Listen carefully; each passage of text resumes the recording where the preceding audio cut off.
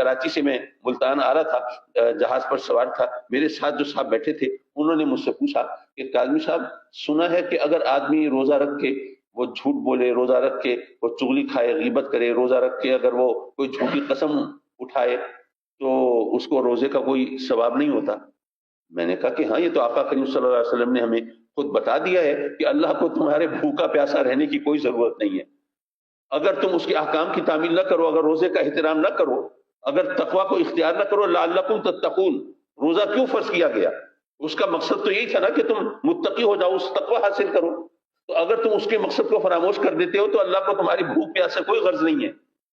تو کہنے لگے اچھا، اب قاضی صاحب مسئلہ یہ ہے کہ میں ایک بزنس مین ہوں، ایک دکاندار ہوں، تو اب ظاہر ہے کہ گاہک آتے ہیں، اب لوگوں کی عادت یہ ہے کہ وہ زیادہ سے زیادہ رعایت کرانا چاہتے ہیں، پھر ہمیں ان کے سامنے قسمیں کھانی پڑتی ہیں، جی جتنے دام آپ کہہ رہے ہیں اتنی تو میری قوت خرید نہیں ہے، قیمت خرید نہیں ہے، اب میں کیا کروں؟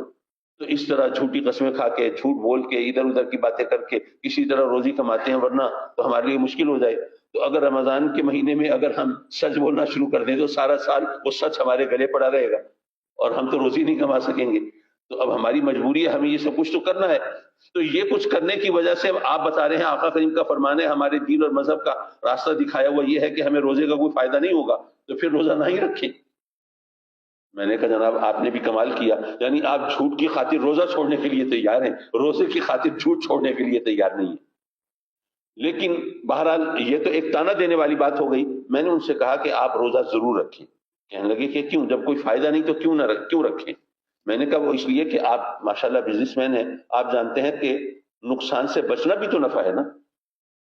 تو آپ نے روزہ رکھا، چلیے ٹھیک ہے، آپ نے جھوٹی قسمیں بھی کھائیں، جھوٹ بھی بولا، یہ بھی کیا وہ بھی کیا، جس کی وجہ سے آپ کو روزے کا فائدہ نہیں ہوا۔ روزے کا فائدہ تو نہیں ہوا، لیکن روزہ چھوڑنے کا گناہ بھی تو نہیں ہوا، آپ اس نقصان سے بھی تو بچے رہے۔